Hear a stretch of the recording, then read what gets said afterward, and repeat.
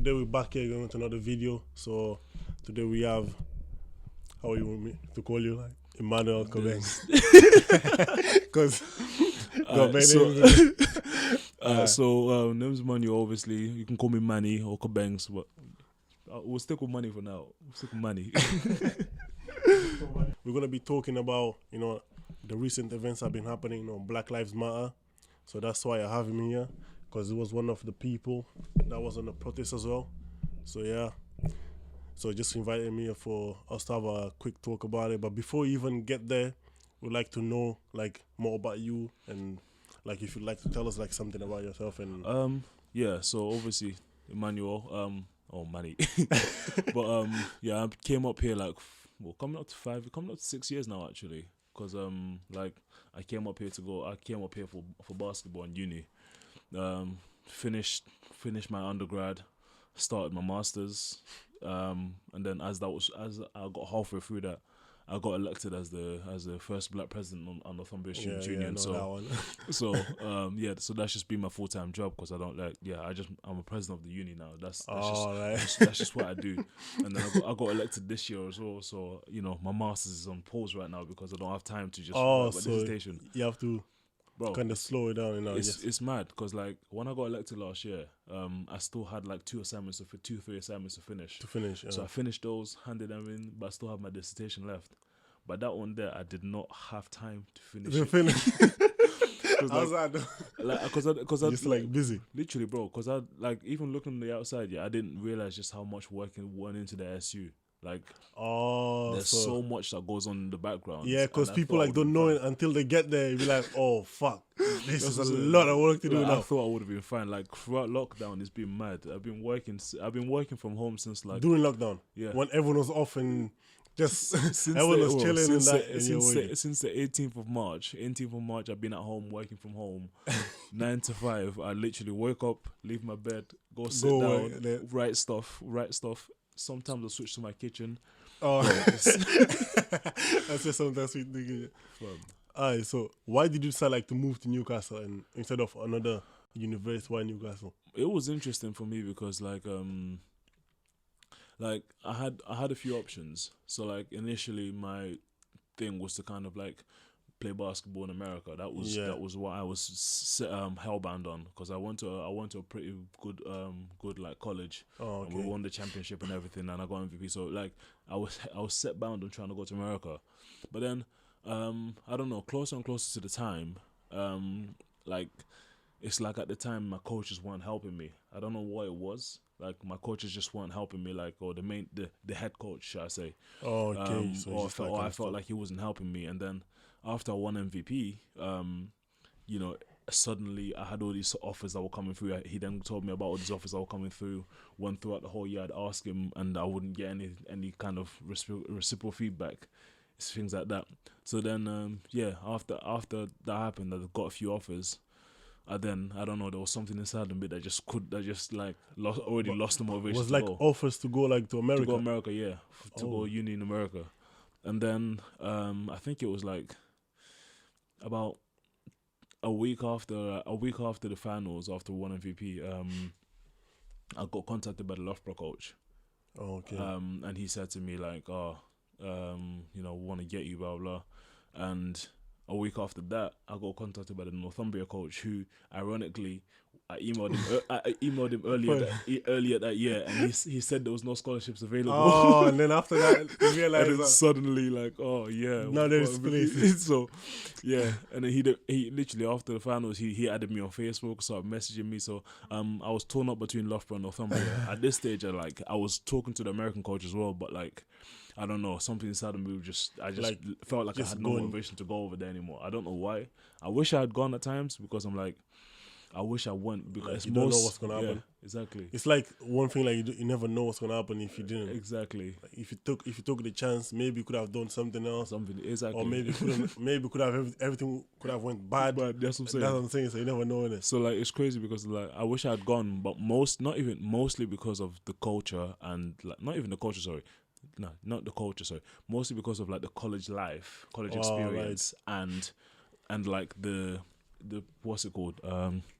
the student athlete experience. Oh, like Because in bro, in I don't know if you've seen like any student that plays any sport, they are treated good. different there. They are Yeah, treated good. like in America, like it's like even they take sports like more serious there. I yeah, think exactly. way more serious than here. Because some people there, they don't even know nothing about school, but they just in the college because of the sport. That's it. That's what I'm saying. Like Bro, I was discussing with my friend. It's like, bro, if you're in America, because their uni fees over there are way more expensive than over here. they're over. And if the way it works is like, if you're in America, bro, with ours, it's like, if you pay for if you get given a rent loan for student loan, and you get, I don't know, 3 years or whatever. When you're done, you have to be earning a certain amount before you start paying it back. Yeah.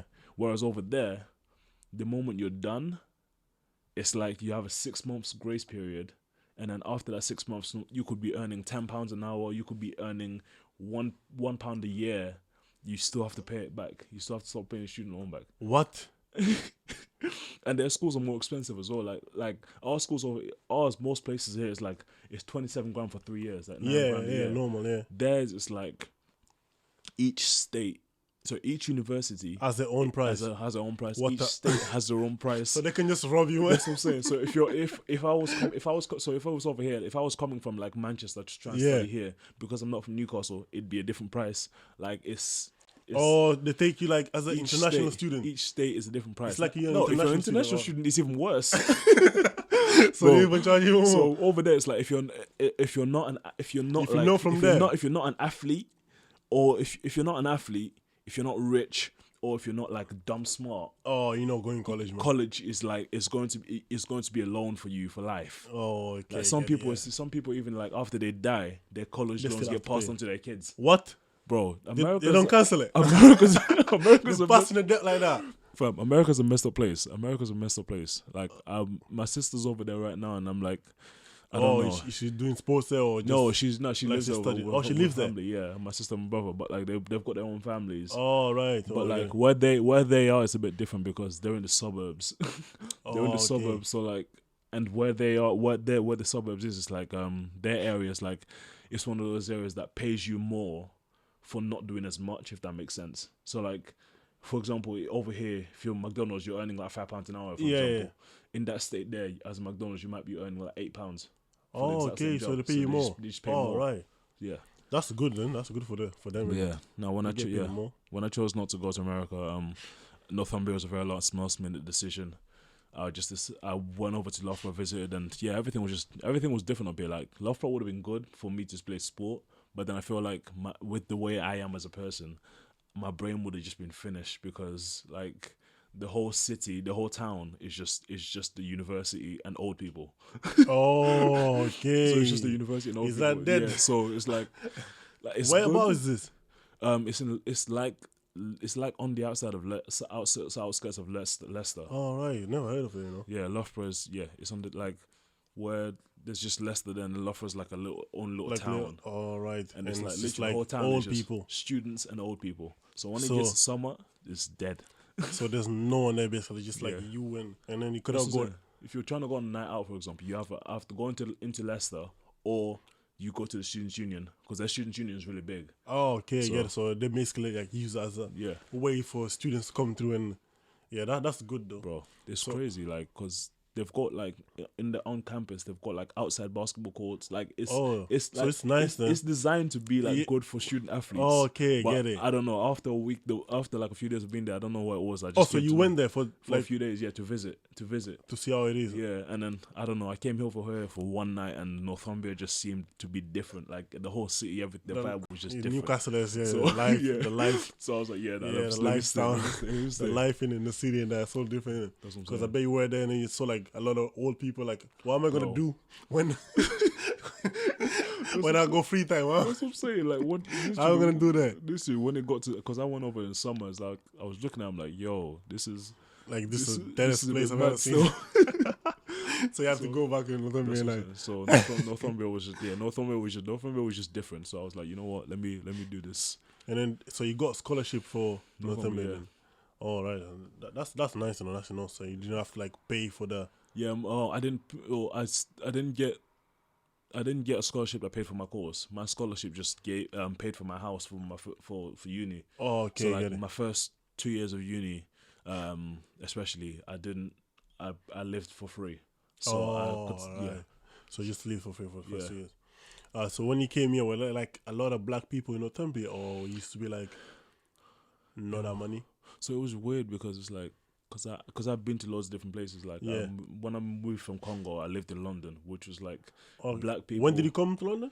I moved to London when I was 10. So I came from Congo when I was in year 6. Okay. And like, it was just different because London is like full of black people. It's literally, and I was in East London. I was in East London as well. So it was like black people, and then white people where a lot of them tried to like talk essentially like hood. Yeah. And then Asians that were quite the same as well.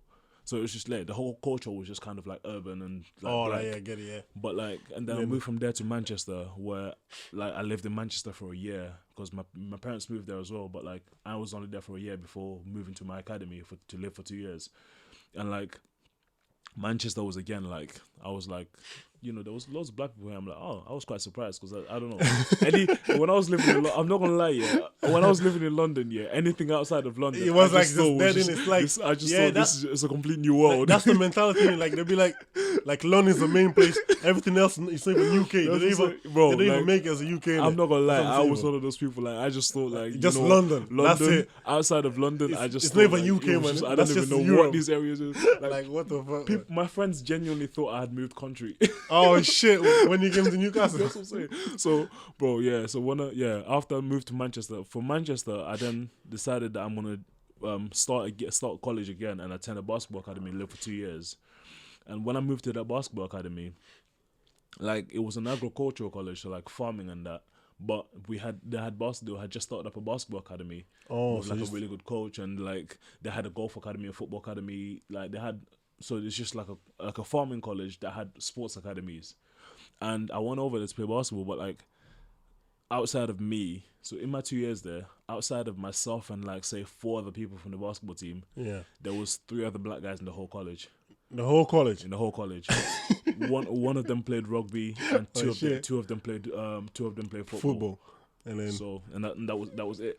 What the fuck? That's mad, you know? So when I came up to Newcastle, I'm not gonna lie to you, I was anticipating like there to be very minimal black people. Yeah. And that was the case for like the first, I don't know, I'll probably say a few months. Because the only thing I did was like just go obviously class, and then play basketball, and then that was me. I didn't even go to Freshers Week until my second year or third year. So like I went to Freshers Week for like the Freshers Fair, but I didn't go to any of like the. So you just went around the uni campus and that. Exactly. So in my whole course, I was the only black guy. Shit. So literally, so like it was just playing into the stereotype. Literally, bro, I didn't discover places. I didn't even know places like jungle existed. Okay. So like, just like after the new year, it was like everything was just completely new to me. So, yeah, I would meet people here and there, and then like. I don't know. I think it wasn't until like my second year of uni that I realized like, yo, there's a lot of black people. Black people in Newcastle, really. Like, because I was not just me. That's what I'm saying. So like, I was involved with. I started going to ACS. Yeah. And, like even ACS is like you'd see very minimal black people, but then I don't know. You just didn't get like the sense of like how everything was until like I don't know. I didn't get that until my second year. So that's when I was like, yo, there's actually black people in Newcastle. So. Yeah, the vibe is just different. Because it just depends on what you do as well, innit? Because if you know, like going out, like and about, you will not find like you'll never find what you're looking for. That's what I'm saying. I'm not an explorer. You don't want to explore as well. So you just like sit at home and you know what? Let me go through my thing. Let me do my thing. If you're exploring around, then you'll probably find more black people in that. That's what I'm saying. Alright, so you move into Newcastle, and was it like any good for you? Like, yeah, I mean. The moment I came up, everything would like, I don't know, I liked the city instantly. Like, it was just, I still this day, I still don't like the accent. The Geordie accent, how was it adapting to it? Well, it wasn't too bad because obviously when it comes to uni, it's like, everyone's from different places. Mixed, it's all mixed. Then I would never forget because I had this one lecturer in psychology. Every single Monday, because this was like my first year of uni, so this is the year before Newcastle got relegated.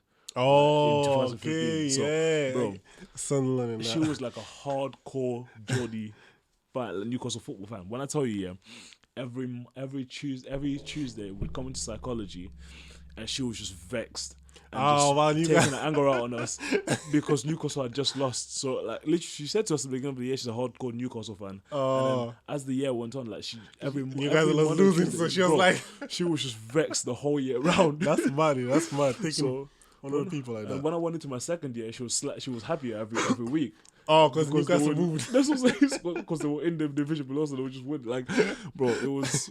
But nah, I couldn't get used to the accent, and like the whole city was just like it was a good vibe. Like it was a good vibe, especially when I went into my second year, when I started going out a bit more, like probably branching out and making more connections, you know, and not just like focusing on just basketball and uni. So started doing more. Right. I started really discovering like, yo, this is a good place to be. And then it's quite like small as well compared to London and Manchester. Yeah. Because there's only one town here. Everyone knows where town is. Like, and now if you go to Manchester, like there's like bigger places, like there's smaller towns and everywhere. That's what I'm saying. Like with Newcastle, it's like the one thing as well. It's like because it's small, but like it's bigger than people realize it is. Yeah, that's what I'm saying. People think like just like a village. If you say someone like I'm going to the north, my mom calls it a province, fam. Like my mom thinks it's a village. Like literally, they all think like literally anything outside. We grew up in London. Like anything outside of London, we looked at them as villages. That's what I'm saying. Yeah, people like, but when they come in and they go out in the night, they be like, oh, whoa, what the fuck is this? This is even better than some places, man. That's what I'm saying, man. Newcastle is a lit. And because it's so cheap as well, like, bro. Yeah, it's way cheaper, man. Bro, the house I'm living in now, I consider my house to be bougie. Like, right. I wanted to live bougie this year, so I was like, you know what? I'm working out 9 to 5. You know what? I want to live nice this year. But the house I'm living in is costing me like what $975 a month, so like split between two people. So that's 400 and something. Come on, bro.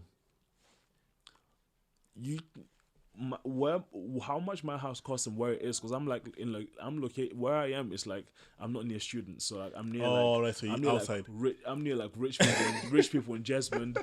The guy below me has like all these different like bro. I'm in a good quiet expensive area. Like, I'm living life. Yeah, I'm in the suburbs of Jesmond, living life. But like I went down to London to go visit one of my boys.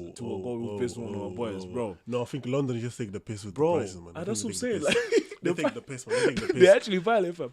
There's four of them in the house, yeah. And it costs £800 each. Fuck off. Without bills. Oh shit! So you have to pay your own bills as well. Oh, that's what I'm saying. I'm looking at it, I'm like, fam, what kind, like even things like Pure Gym. Okay, Pure Gym costs like what, £16 a month? Yeah, £15. £16 a month. If you want to go for the premium one, it costs like £20. Yeah. Bro, London Pure Gym is like £35. That's normal price. Yeah. What the people don't go gym for that.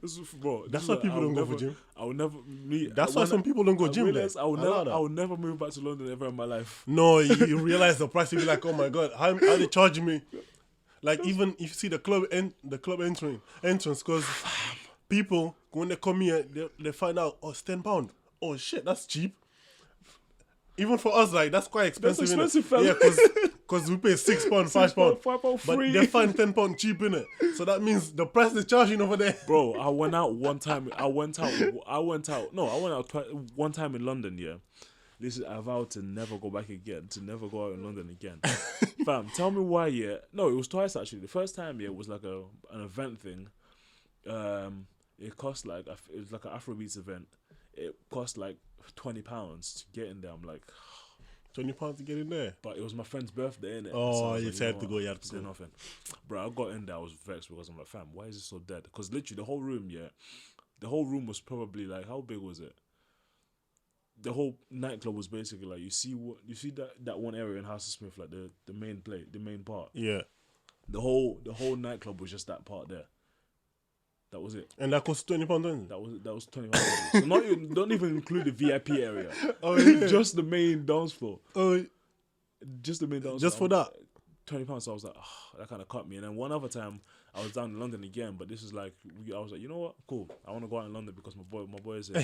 That was a different area. This is a different area, fam. They're telling me like Tiger in London. I'm like, cool. Oh, Tiger in London. Bro, I got there, yeah. and they're telling us £15. I'm like, if you bought a ticket in advance. Oh, like, what about indoor? Indoor, they said £18, bro.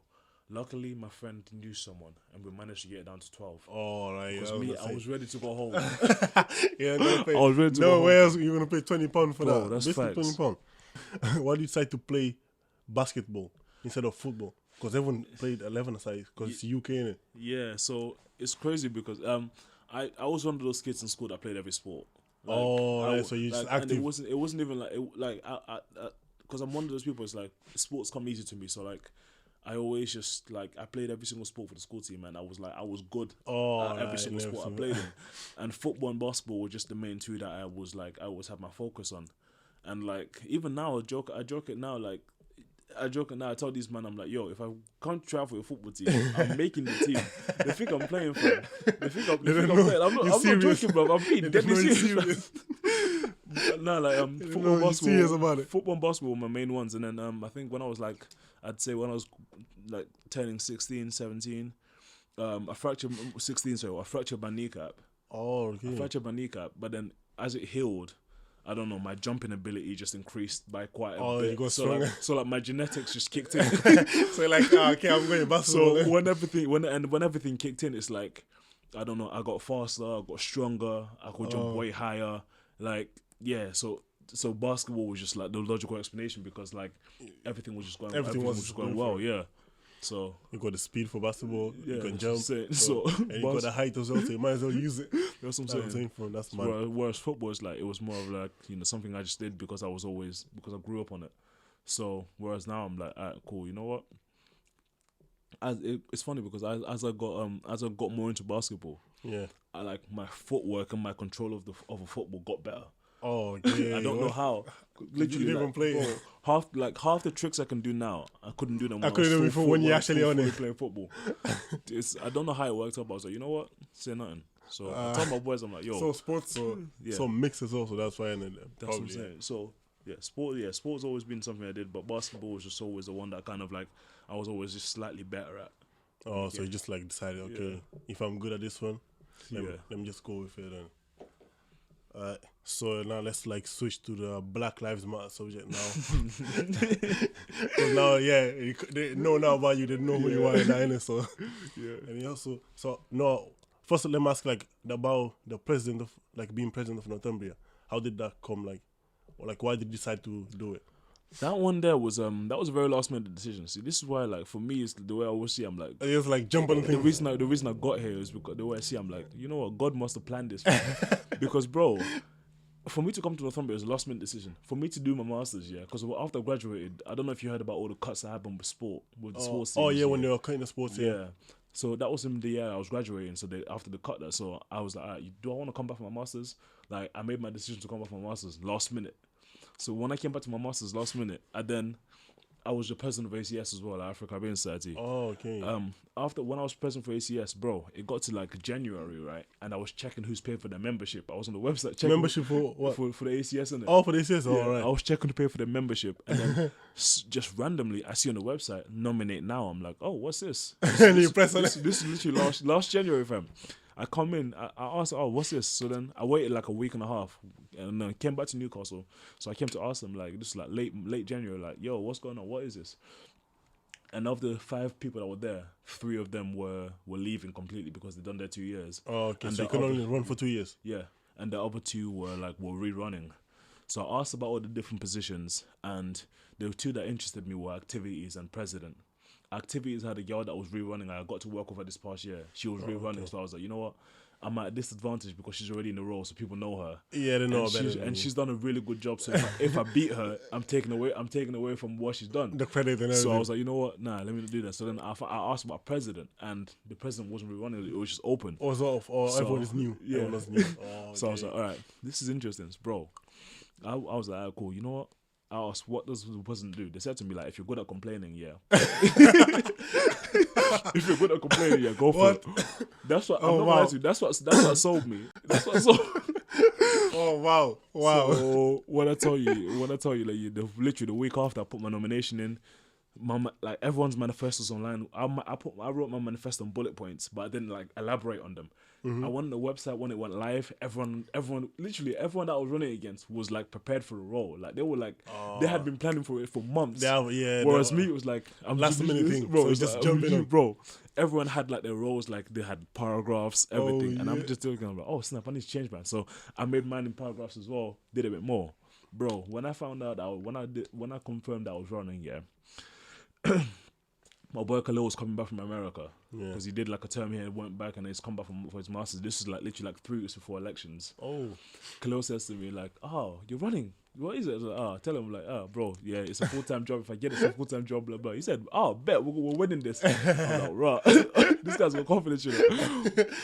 Got one of my boys, graphic designer. He designed my flyers for me. Like my flyers looked like they were amazing, and then I quickly just recruited like people from ACS to be my campaign team. To join my campaign, bro. It got to like the week of elections. First day, my flyers didn't even arrive. So, What the fuck? bro, I ordered it. That's a cut, man. Bro, my t-shirts were here. I ordered my flyers freaking I realized that I put one letter wrong on my postcode. But then these bastards, instead of calling me, telling me this is wrong, they just left it silent, and I called them, bro. I didn't get my flyers until like 12 p.m. the following day. And on the first day, so I was just printing bare paper, like A4 And paper, giving giving to people, talking to people. Okay. So, bro, when it got to like the second day, when my flyers arrived, I was like, you know what, man? Because the whole week, like, Khalil was with me every single day. From like 9 a.m. until like 6 p.m. every single day, just campaigning like, around the university. And there was like a room, like, anyone that was a candidate, there was like a room that we could, like, go into to, like, get food and stuff. I didn't even know about that room until the last day. You didn't find out what it is. So, because all I was doing was just campaigning every single day. So, like, bro, when the whole week went on, like, every single day, just campaigning. So from that second day, when Khalil says when my flyers arrived, bro, that's when things started pipping up. And then by the Friday, when I won, I was just thank God, fam. I was just So happy. it was just like a 1 week run to vote. Yeah. Okay. And So then you end of campaign the that week. week. You campaign that week. They vote for you that week. That week, and then they The decide Friday the winner. evening, they decide. So who's the winner? voting closed at 2 p.m. 2 p.m. Yeah, it was voting closed at 1 p.m. or 2 p.m. And by 7 p.m. you found out who won. It's like and the thing is, it was like mad because the way they did it was like every time you got to a candidate's position, they called you out back and to tell you like, oh, you know, you're who won. So then to give you a chance to like gather your emotions, etc. And then they start announcing it to the people outside looking at you in it. And you could bring one person in with you. Bro, I called Khalil with me, and after I got told I won, I was just hyped. I was hyped. I was so happy. And then, like, bro, okay. but then the way they announced it was like it was like bar charts, and you know how like in Infinity War when Thanos snaps his finger and everyone's like fading away. Oh, right, yeah, good, So yeah. so they were doing the bar charts, and anyone that was out, it fades. Oh, that's fucked up. You know, that's fucked up.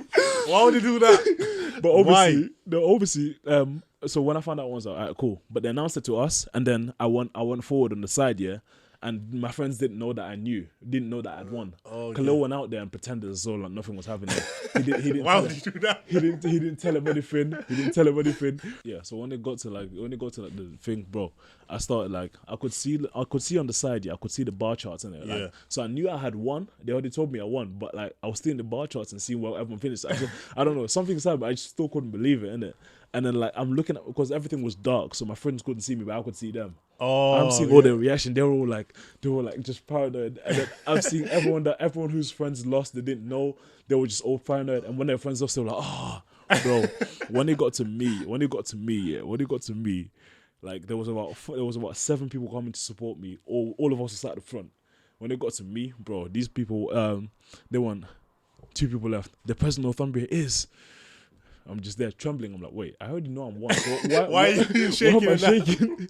Bro, Why are you shaking? the moment they announced me, I just heard screams. Everyone was jumping. Oh yeah. I came to the That's front. I was hyped. That's And mad. the thing is, yeah, because I wasn't someone that was heavily involved in the SU. Yeah. Loads of people were just hating it. Like, you know, they started oh, why is he winning this? Yeah. Why is he doing it? But obviously, like, I must have left a mark. So yeah, you probably did something That's what I'm right. saying. Did something right. That's why. So yeah, it was more so, I knew I was gonna run for it, but I'd probably say one of the reasons I won, like, obviously one because of God, but two because like Khalil was like, I had like Khalil, PJ, and a few other people that were just with me. Yeah, support, Khalil was with me every single, like, from 9 a.m. until like 6 p.m. every single day that week, and then a few other people that would just come in with me whenever they could, and spread it out. So that's mad. That's support there, innit? Because you always need someone. Because I bet if you wasn't there, then you probably wouldn't like give us much energy like you. That's what I'm saying. Yeah, it would, the energy would have been a bit different. Like, if you probably would be like, instead of doing the run from like 9 a.m. until 6, you'd probably be like, you probably finish at 1, 2, like, okay, yeah, I'm bored of this now. Yeah, it was just different, man. And obviously, I'm just like, I'm also someone that I can motivate myself quite easily. Yeah, but at the same time, I was just like, you know what? Let me not take this for granted. So because they're helping me, and at times I can take rest because they're helping me. You know, let me carry on. So every single time I went on until it's at 6 p.m. And this year's elections, last year I won by like 49 votes. This year's elections, I set the record. So oh shit! I was like, you know what? Oh shit! This must be doing something. Yeah, that's mad. That's mad though. Imagine like that, winning like that, like not even knowing about it, just finding out and jumping on it, and then you go and win. That's why people. That's mad, you know. Cause I'll be vexed as well. You know, if I knew about it like 1 year ago, something, and I've been preparing for like a few months, and then you just come out of nowhere. That's what I'm saying. Just come out of nowhere, and then you do it, and then you win. Like what? That's what I'm saying, man. People, at least be like one of the run-ups and come back next year again. No win in the same year. That's what I'm saying. So that's why I was happy I won it, because I'm like, you know what? That's why I started thinking. I'm like, this was probably like, because I mean, with me, I'm a Christian. Like the way it's the basis of everything I do. But like, I saw it as like, you know what? This was probably something that was just planned. Like, you know, I didn't go to America and then I got something that like this. I would have, fam, I think if I was in America, something like this, I don't know. I don't think I would have ever thought about running for it. Yeah, I don't think you probably would have done something else, man. Yeah, in America, I think the only thing that I would have probably done is like the frats. Yeah, things like that. They do that something like that. Yeah. Run, like president of the frats and all that. So that's mad. Let's talk about the Black Lives Matter thing. So how it happened. So one of the reasons that it was triggered because of the death of George Floyd that happened in America, and then just they started a rally there in America, and then after that just spread the whole world. Around the world. And UK started as well, and they started doing protests, and then the protests started like in London, and then Newcastle. It started quite late as well. Yeah, in Newcastle, and then I'd like to know, like, do you know like who started it, like who planned the protest or? So the one in Newcastle, that was actually interesting. The one in Newcastle, I think it was organized by the people in NEAR. They're called Northeast Against Racism. I think they tried organizing one through like they used like people like Nelson Dankwa and a few other people, heads that are just in Newcastle and kind of known. Yeah. So that you kind of use them to start a platform, and like with that one there, it was like, what's that? So with that one there, it was like they organized it, and we knew it was happening. But then me and my friends were also trying to like get going and trying to organize one as well. But we didn't know that theirs was theirs. Oh, so it was like two things, and but it was two. But luckily they were all at the same time. So we were organizing it, and like, when I got to Monument, and there weren't that many people there. But then people were saying like, some people are in like out by Haymarket. So I was like, cool, let me walk by Haymarket. And then I walked by Haymarket. They said, yeah, you're here now, but we're walking back to Monument, because there was loads of people there, bro. As we were walking, I don't know, I just felt a sense of like, could just feel everyone's support, like everyone that was with us. I was like, yo, this is big for me. So I started feeling emotional. I'm like, bro, this is actually big. Like, we've actually got people backing us. And then we got to the main to Monument, and like, everything was just different. Like, you know, everything was just calm. Like, you know, everyone was saying their piece. You know, there was one of my friends, Kemi, who like did a spoken word which went pretty viral, like pretty big, because I think you got like 100K views on Facebook on Insta. or Instagram. And like, yeah, it got spread about bears. Like I tried sending it to like BBC News and that. Like, Did it work? so or it no? was. I think it worked in terms of like, I think she got something with like thing back in Africa, back in Nigeria, okay, like a news thing back in Nigeria, but I don't know how much it was in terms of like UK UK stuff. like sharing in social media and that. Yeah, exactly. So that whole day was just big because like everyone there was just in support. Everyone was saying their piece, and that like it got me thinking about just how like all the crap that that we'll be facing, all the stuff that I've gone through in my even in my job and other stuff, like just how different everything is. You know, one thing for me is like the way I look at it is like even things like such as like, you know, me being the first black president. Yeah. Like away from me, apart from this year where I've got one other dude who's Asian. Oh, really? Outside of two of us, there's one black staff member, and that's it in the whole union. Oh. And that obviously that's not the union's fault because, you know, we're trying to with me being in the role this past year. You're trying to make more black people apply. Yeah, exactly. For the jobs and it's increased the amount of like students that we've had engagement with.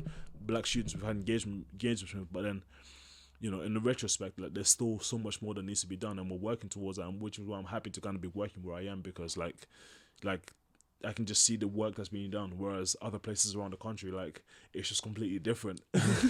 So, because obviously, like, you know, you don't like as a black person, if you're trying to get involved in something, from what I see, not even as a black person, just like as a person as a whole, you always want to try and identify with whoever's like kind of similar to you.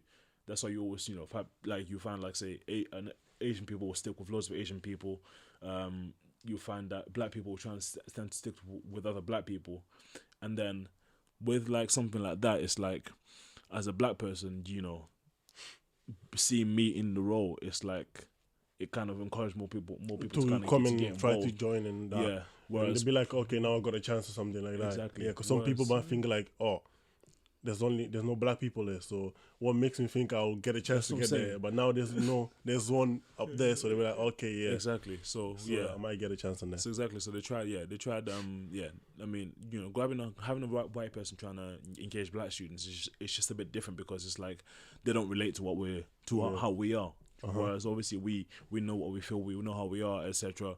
And I guess it's almost like I'm using a black person to advertise sunscreen. It makes no sense. Yeah, it doesn't make sense because we don't get affected by it as much. Yeah. We don't get affected by it as much. Whereas, you know, you'd want a white person to advertise. Whereas if you want to try and engage black students, why would you then use a white person to try and engage black students? Like they can try. Work. They can try. You might work in some people, but it won't be as effective as it would be if you actually put a black person there. Exactly. So that's why it was like, you know, it was good that I started this role, and the whole thing just kind of got me thinking about everything, and the support everyone gave. Like that first rally that first one was amazing.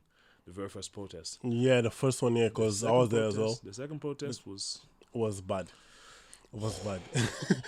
That's all I like to ask you, because what happened in the second protest? What happened? Because it wasn't even a protest, bro. So the second protest, I was like, all right, you know what? Cool. First protest, whatever. A lot of people showed up as well. It was yeah, great. like everyone like support, and then it was like no problems. Everyone just walked in, like listened to the speeches. Everything was perfect. Everything was nice and that. But that's fine. The second protest, bro. So I was coming. So the second protest was like, I think it was like shortly after like the Edward Colston statue got taken down in Bristol. So so now the thing. So people thought that we were gonna take it down, bro. I'm leaving my house in Jasmine, and where I live, it's like when I'm coming to town, I take the route through like Civic Centre, past Civic Centre.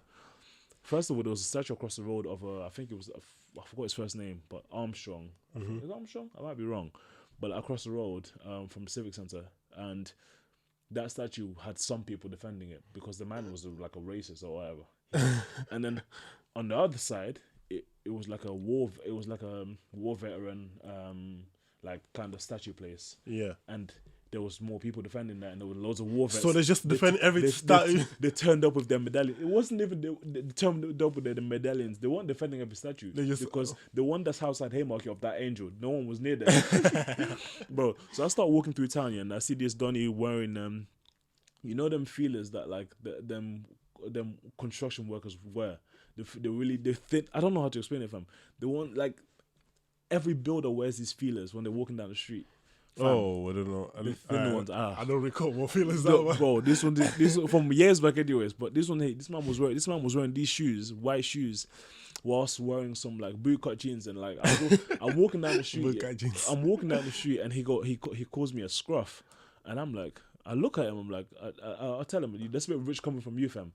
So he carried on walking, and he was vexed because obviously me and a few other people were walking, holding signs. Mine said like minority was never your identity. Oh, okay. People, so he knew that what we were about, and he started saying stuff about us. So then we said stuff about him, bro. I get to Monument, the police tell because I'm coming in from Granger Street. Oh, Granger so you Street, don't even know what's happening? Yeah, from town, from the back, from the forward, and they tell me like, oh, you have to go round. Because obviously, like the Newcastle defenders, they were all in the like, Monument already. All at the statue already. Some of them, bro. Apparently, a lot of them stayed there overnight. Oh, yeah, they slept there. Apparently so. But one thing I don't understand as well, like you know the Monument statue, like even if people are planning on taking it down here, how could someone reach up there? Thank you. You're the first person to say it like this. Everyone else keeps saying like, oh, but he helped abolish slavery. I'm like, no. When you talk about that, you're thinking too much into it. Yeah. The statue is 135 meters high, fam. How the hell someone's reaching up That's there? what I'm saying. Like if someone if you climb that, there's no way you're gonna find a way of pulling that down. If someone could take that statue down, I'll be more impressed than I would be angry. So like bro, you'd have to bring a fucking crane or something to pull that thing down. That's what I'm saying. And even then, I feel like that's not going to be enough. Like I know it's kind of pointless to protect that statue literally, because nothing was gonna happen to it. So yeah, that's insane. Like I got there and the police telling us to walk around. So I walk around to like the other side closer to Grey Street, fam. You should have seen the people that were there. Like there was more of them than us, but then we got more and more people. Oh, more people had come and in. we, it was like we had more people than them. Bro, we start talking, and as we're talking, we're chanting, we're talking, whatever. They start shouting stuff at us, right? But they had megaphones and we had microphones with speakers, bro. One Donny people from their side start shouting at us saying, "This is how you know these people. Like it's not like." It's no longer ignorance. This is dumbness. Like there was a quote that says, like it says something like, "Everyone's born ignorant because we don't know stuff, but then it takes a special kind of stupidity to remain stupid." To remain stupid. Yeah. So to remain ignorant, it takes a different level of stupidity to remain ignorant, and like that's what these people were, bro. Because like they were just there. Some of them would be shouting, "All lives matter," and the others would be shouting, "White lives matter." So I'm there shouting at them because the way I am as a person, if you're saying stupid stuff, I'm going to tell you that you're saying stupid stuff. Like what you're saying is contradicting to what you're trying to claim. I'm gonna correct you instantly. People get vexed about this from like fam. So these men are shouting like, "Oh, all lives matter." The others are, "White lives matter." So then I'll look at them like, you people are confused. Do you even know why you're here? Like, you've got your cohorts saying all lives matter. The others are saying white lives matter. Like, what is it that you're trying to get to? Like, if you're truly saying all lives matter, then why is it that it's just you, white people, being there? No, not even white people. White, old, middle-aged people be like on that side. Because I think they probably had like 6 or 7 people that were like around our age. Oh, young. Everyone else was like 30 or 35 plus. Everyone else was just old. Yeah. And like they started shouting stuff at us. We started going back and forth. And then like I started doing things where like I'd say stuff that I knew would get them vexed. Oh, okay. Like to trigger them. So like they start one of the things that really cut me. I started thinking, I'm like, yo, like this country really like they just get anyone in the war. This war vet guy came with like his medallions, and like he was like in the 60s or 70s. He's probably like 60 or 70 years old, but like he came and was wearing his medallions, and I think like the only reason he wore that was so that we can show him respect as like a war vet. And like we obviously didn't, we said to him like, we're here to support a bigger cause, because this isn't just about what happened in America. Because he started shouting like, oh, this happened in America, it didn't happen here.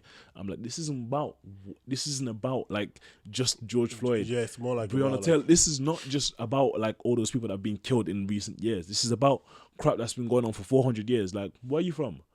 Me, I'm from Fingerman, from Guinea-Bissau. Guinea-Bissau. What language do you guys speak? Portuguese, right? Yeah, Portuguese. Yeah. Right. There's a reason why you speak Portuguese, and there's a reason why from Congo I'm speaking French. Yeah, there's a reason. So like it's not colonized. That's what I'm saying. So it's not like a thing that's just happening now. It's something that's been going on for years, and they'll be like, oh, slavery was so long ago. I'm like, bro, slavery was not so long ago, because my great granddad was probably a slave. Do you understand? Like, going through that. So it wasn't so long ago. Like, segregation didn't end until like in the 1960s. And even after that, it was still like, it started, that's when things were still getting worse. Like, it was, it's been, it was just a crazy day, because like, as you see, as he's going back and forth, and I'm saying like, this isn't not just about slavery. This man says to me, yeah, but did I own any slaves? Oh. And I'm looking at him like, bro, what? So then I started thinking, I'm like, right, this man probably went to war because he hates other countries, not because he loves England. Like, he probably like had a hatred against, like, I don't know, some other country. Someone in Germany or whatever that took his yo or something. So he had hatred against other countries, not because he loved his own country. Because like, if they like, bro, the statue, we were still shouting on there. Yeah. No, I was shouting on the mic. I'm like, yo, you guys are stupid, because why would we be taking down the statue of a man that helped abolish slavery in the UK? And why would we take down a statue that's that high up? We kept saying it's 8 foot up, but bro, afterwards I looked into it. It's 135 feet up. 41 meters high, and you want me to take that down? I don't like running for that much. Why would I want to pull down a statue? Like, so yeah. Even climbing that shit is hard, man. It's slippery. So that's what I'm saying. These people were just doing dumbness, saying dumbness, and then they started saying like, go home, blah blah. So then I said to them, I'm like, bro, the reason I came over to this country was because my dad worked for the embassy, so he was serving as a connection with England and Congo. Oh, okay. I came over here. I used your education system when I used to pay for schooling back in Congo. Africa, most schools you have to pay for. Private school you have to pay. Because if you go to the public ones, having classes. I went to a public school, but mine was one of the better public schools. Oh, okay, but you still have to pay. You had to pay more. For public schools, even in public school, you have to pay. But then even the teachers don't show up. Yeah, exactly. Well, like, I was lucky because I went to one of the better public schools, and like my sister's like friend was a teacher at my school, so I was kept in check. I was kept in check at all times. I couldn't even. So something you do, they'll snitch. That's what I'm saying. So so I was looking at like people in this country don't understand, because I'm like I was paying for school from when I was like 5 years old, and they don't pay for school until they get to uni, and even then it's like student loan. You don't. Yeah, most people don't pay it back. I should pay for it. Yeah. So So what's it called? So I'm just looking at like, these people are just I said to them like, I do more for this country. I've done more for this country than any of you will ever do in your lives. I'm saying all of that. I'm saying all of that with the war vet looking at me as well. I'm like, I've done more for this country than any of you will ever do in your lives. I shouted at them. I'm like, I said to them, like, you're telling me to go back to my own country. I'm the leader of an organization that looks after all your kids. Don't come at me without crap. So like, I started shouting because I started. I don't know what it was. When I got there, I felt angry instantly. So I started getting aggressive with my voice as well. And like, and then afterwards, one lady started sharing stuff like, I don't know why you guys are here. We freed the slaves. We gave the slaves back. And I'm there like, that's bro. I don't even know. It's like taking something from a place and then using it until you tired of it and give it back. Bro, what? I was looking at like one of my friends said like sharp carrot. And then like the back and forth carried on for a while, and like I saw some kids in the front, the guys that were the 5 kids that were like around our age and stuff, younger, bro. I saw them in the front. I'm like, I wonder what I can do to make these kids vexed. So I started staring at them, and they are hot, like screw facing me, like they want to fight me there and then. So I shout like, so I was off the mic in it, but I shouted at them and saying like, "You're all jobless, bro."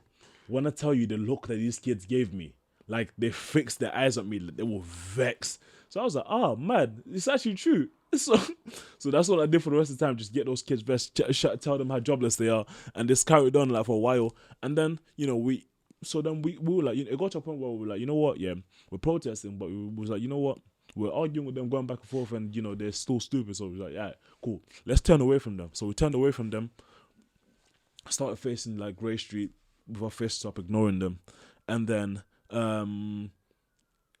what's it called? We then turned. As we turned around, we were like, yeah, you know what? Let's ignore them. So we started playing music on our side to piss them off.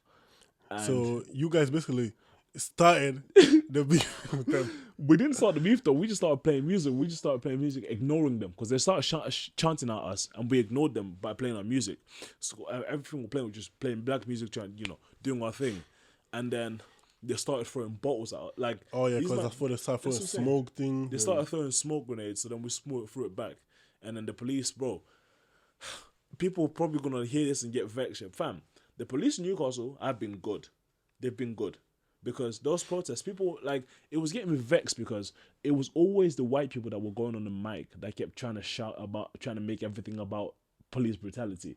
Oh, okay. It was the white people on the mic. And, like, I was looking at it like, yo, I was liaising with the police the whole time. They thought that I organized the whole thing, but I was not. I didn't organize the whole thing. I was just here being vocal as a leader, and the whole rest of the time I was liaising with the police, working with the police. I got them to bring more people down. Like, the police were good, but then people man them on our side because they want to keep up with this whole. They want to keep this whole like I'm a hood. F the police. Yeah, the police. And they then started saying like you police. I'm not doing anything. Blah blah blah. They hitting us with bottles. While I'm like, bro, the police can't stop them from throwing things or drinking. Yeah. The only thing they can do is protect us. And what these police officers were putting themselves in danger because they had more of them on our side protecting, like stopping us from going through.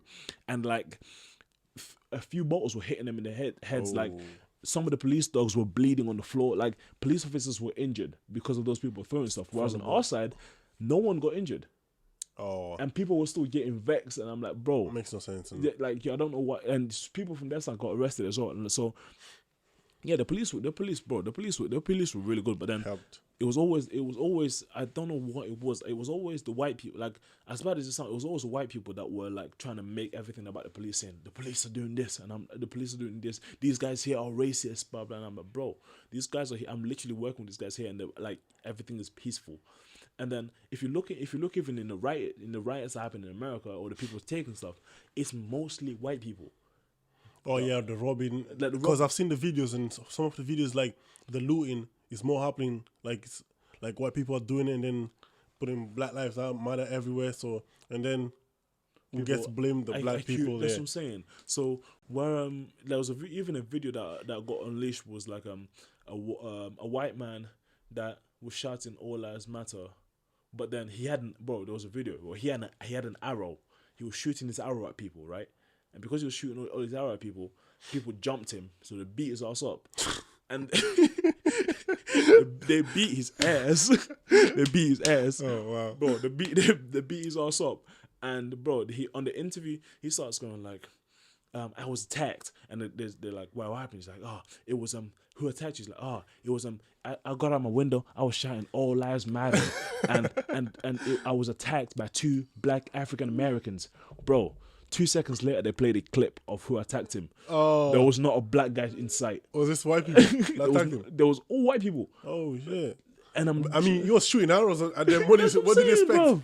So, and then he blamed 2 blacks. So then, like, things like that, and it's just like, it was getting frustrating. And I'm like, bro, like, our police over here, as much as there's police over here that are still racist, like, these police in Newcastle, like, they were working with us, man. They were, bro. I was happy, like, they were working with us because the whole thing happened, and then the police said, yeah, for safety reasons, I think you guys should try and go home because they're still here. So I said to them, yeah, it makes sense because we've had our thing, we've said our thing, and we've proved our point that we weren't going to move. How long did that last for? How long did you stay there for? I want to say 4 hours. Ooh.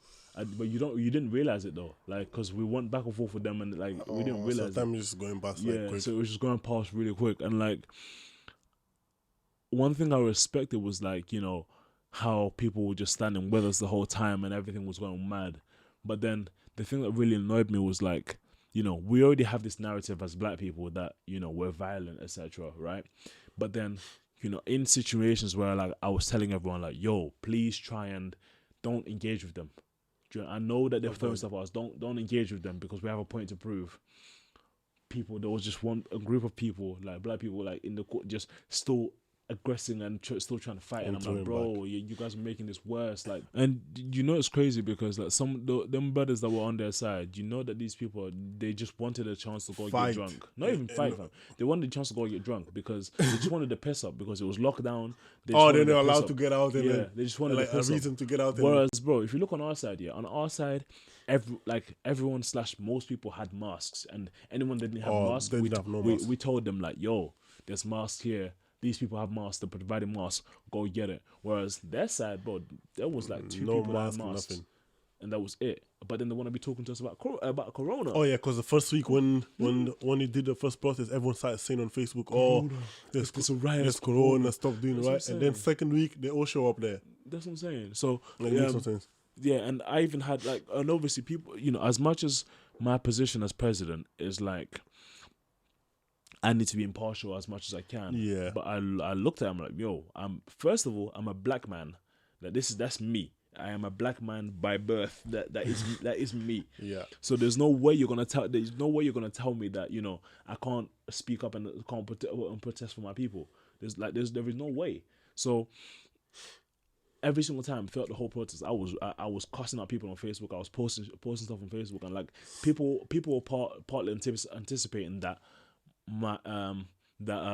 you know, because of my role, that my union and people like that were gonna tell me to stop. And I'm like, no, these people they're supporting me. They know why I'm saying what I'm saying. They are supporting me. So I'd be posting on my Facebook like, you know, all these people with racist intentions are now coming out because they're trying to claim that it's COVID. I'm like, no, if you're racist, be racist, fam. Like, I own it with your chest. You know, be racist.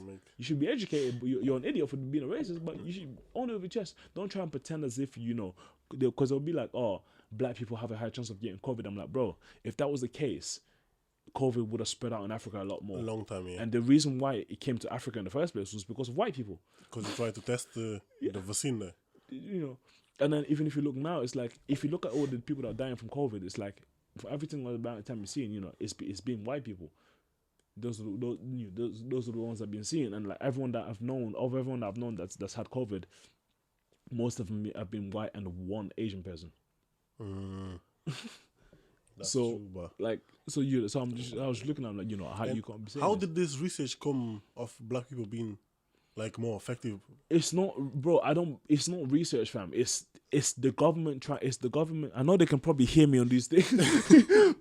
It's the government finding ways to try and like stop people from going out. This is another form of oppression for black people. Stop black people from going out as well. It's another form of oppression for black people because. Yeah, so when it first came out, what did they say? They said white people it's gonna go away in the summer when there's sun, automatically go away, and then, you know, white people had old people and white people etc. had, you know, had high risk of getting it. Of getting a bro. A few months down the line, it then suddenly switches to black people have high chance, BAME people, shall I say, have high chances of getting it, and then whereas most of the people are dying are white. And I'm like, this makes no sense. It doesn't match up. My dad's 71. Even though he's been staying at home, he's been about a few times. He's meant to be one of the people that are at risk, and he's still fine. He still hasn't had it. And like, and I feel like so much of COVID is so much dependent on hygiene, and you're just seeing people's hygiene because like people are now having to wash their hands when they never used to. And I'm like, but like it's like if you think about it, like small things like.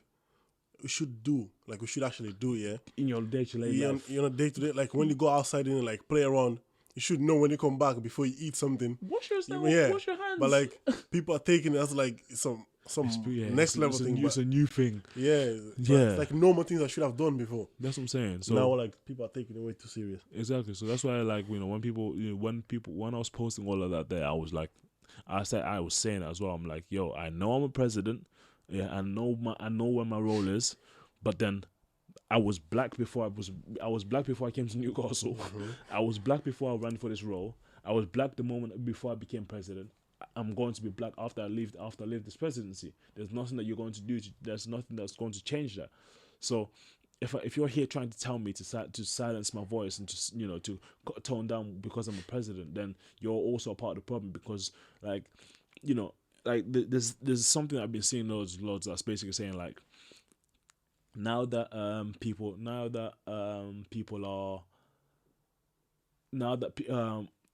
white people are experiencing oppression. Obviously, for me, I'm not a racist person. I know I'm not racist, and I know people are going to be looking at this like, oh, that's what racists always say. Like, yeah, I'm not racist. Racist.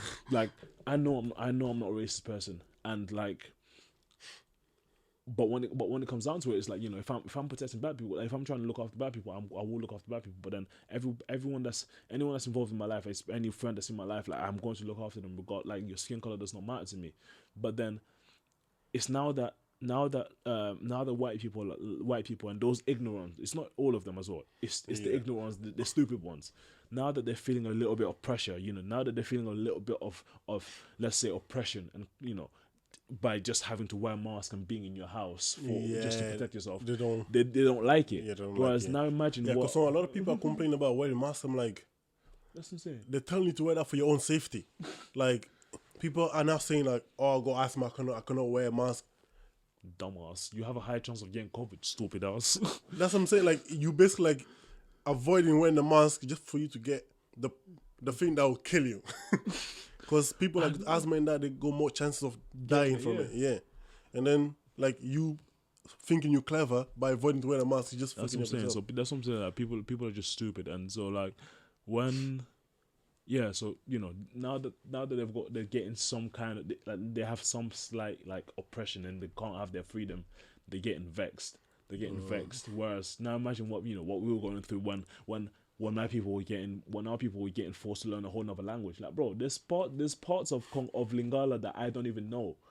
I don't even know, because like, for example, if I'm counting in Congolese, I can only count up to like 5 or 6.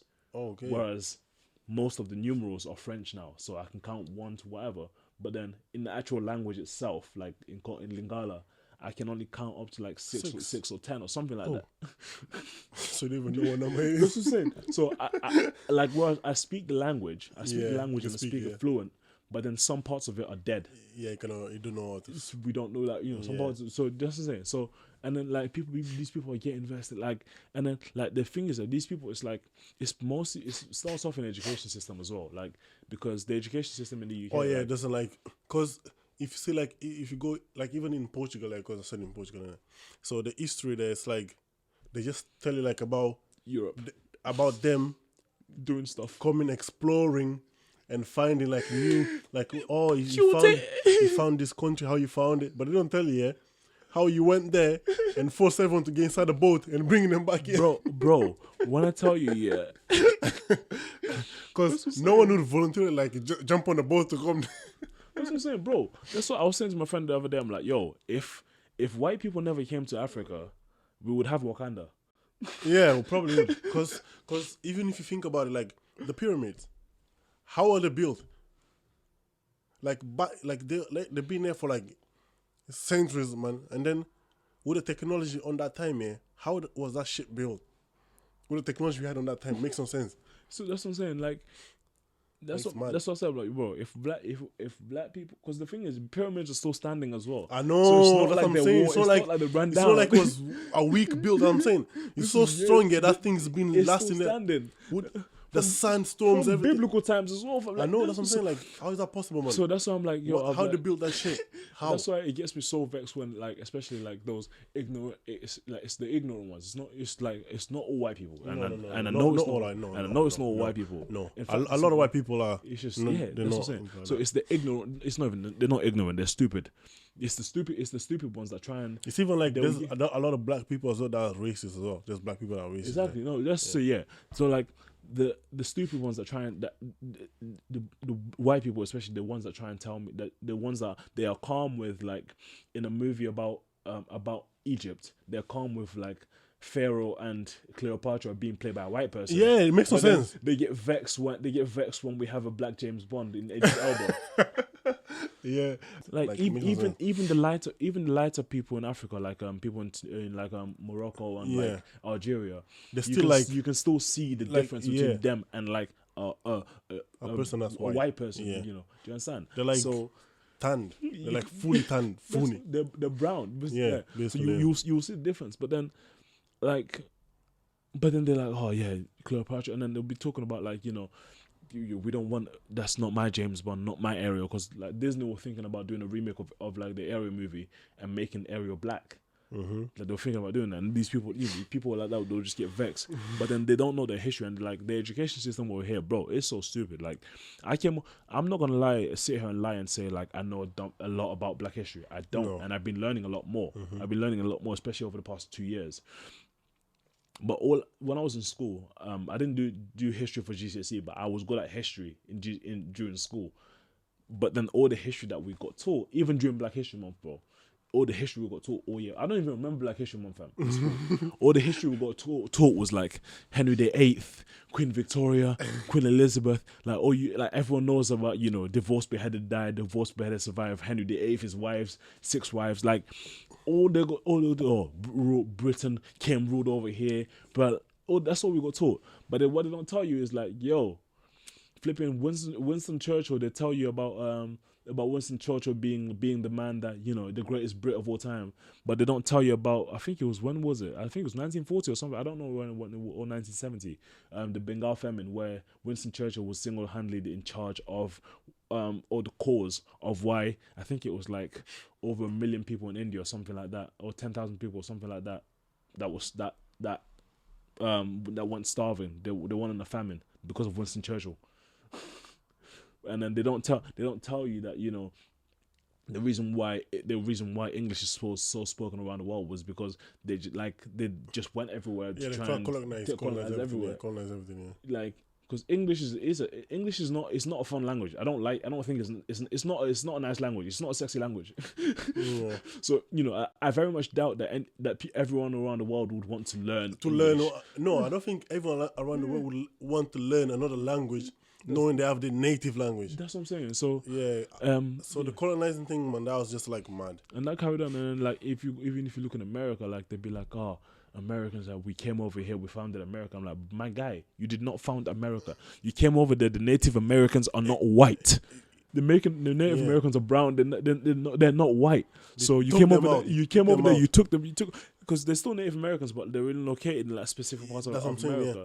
But you took them out, and then you want to try and tell me make America white again. I'm like, my guy, it was not white. It was never white. And even now, it's like they'll be like, if you look at videos, like people in America are telling you like speaking American English. I'm like, bro, English is not America's most spoken language. It's Spanish.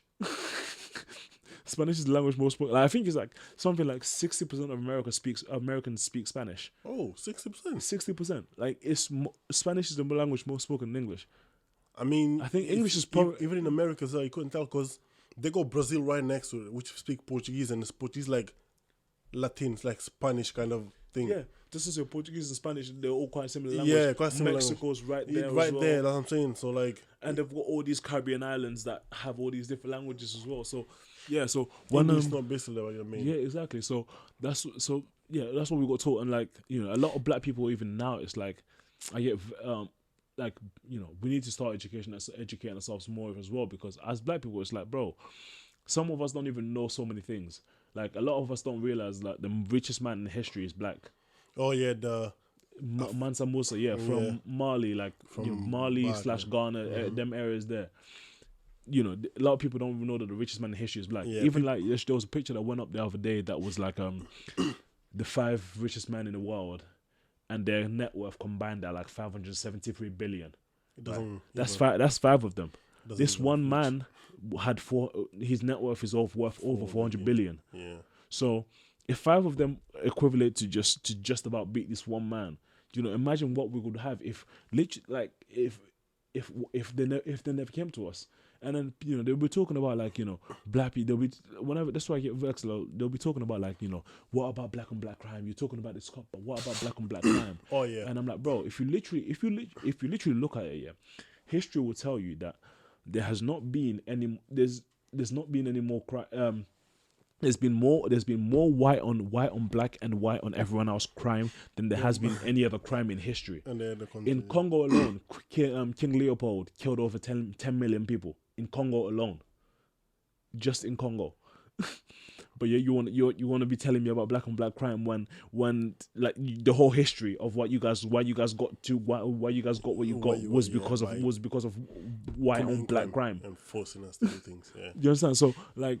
And then black, like we don't know like things that we don't get taught in schools, like things like how the person that created the GPS itself, Yeah. the mathematics behind the GPS is by a black woman. Oh, Exactly. She's still alive today. I think she's like close to 90. Still alive? Gladys West, bro. Like I didn't even know that one. so things like that we don't things we don't get taught. This like. Whereas they want us to only know about like people like Malcolm X, Nelson Mandela, Maya Angelou, people like that. Those that are in America as well. Yeah, the ones that are in America and like that are say more famous what they did. But then there's so many other people that like did Things way on the more. back. Like for example, I didn't even I think is I forgot his name. The musician that was black. Akon. No.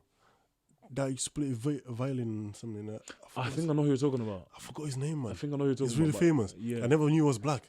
And I never knew he was black, man. That's what I'm saying. Like so many things like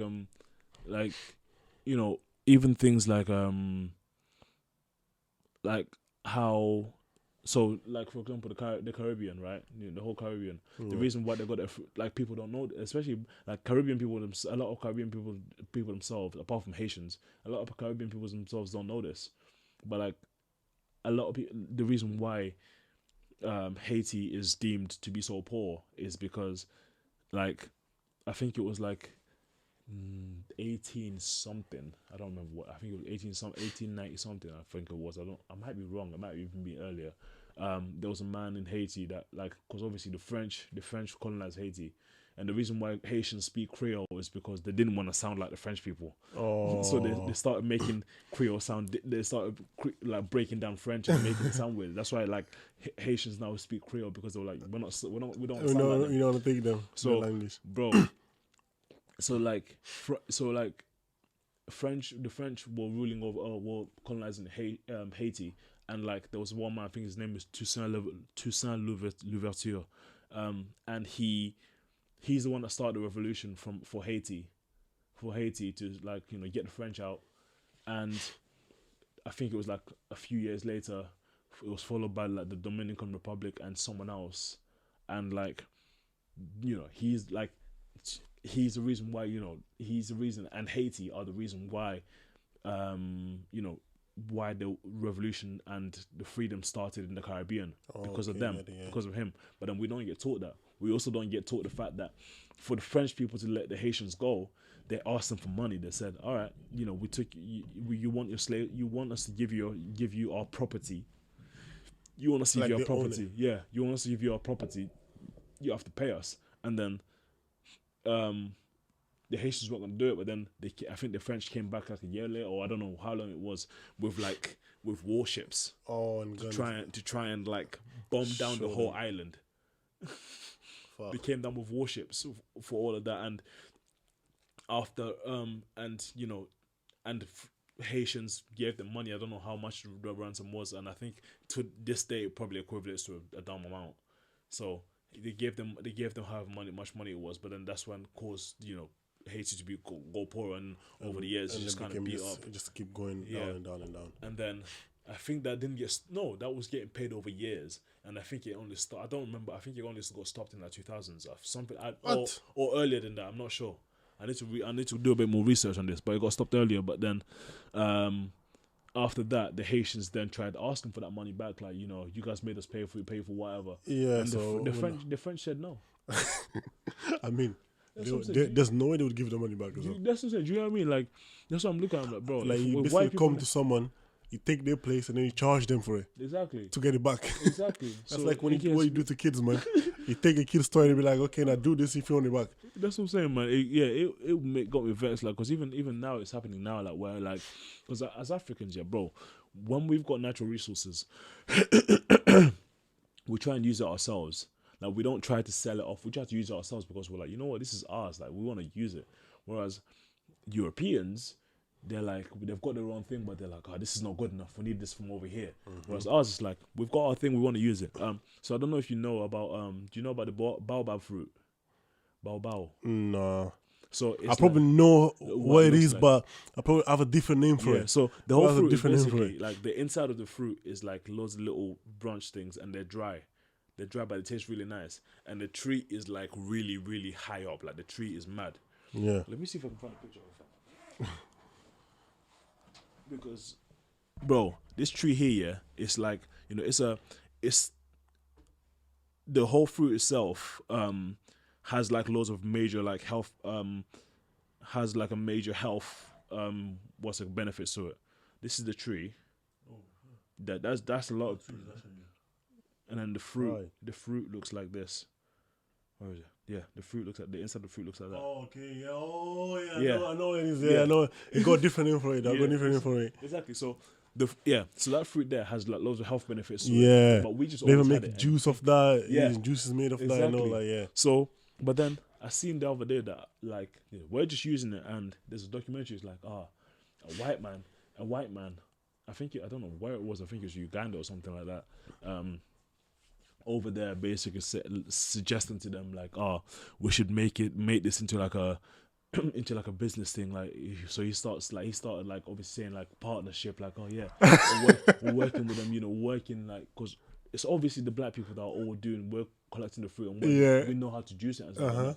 And then he's just there selling it and saying that, it's the business thing. And I'm like, bro, this is such BS, man. You're taking most of the money. He's taking not most of it. He's taking 90% of that. He's taking and he's doing the minimum work. That's what I'm saying, bro. He's like, just doing the business part. Bro, that's what I'm saying. But that's actually one thing as well. Like, some people, like, the reason why, like, black people are so thinking down is because, like, some white people there, they came in with knowledge, and they knew how to talk and lie. It's even now, if you see, like, a lot of people, even like there's a lot of business people, basically. It's like they came with the business mentality, which is just like they just want to make their money and do the minimum work. That's what I'm saying. And they know how to speak their way out and do it.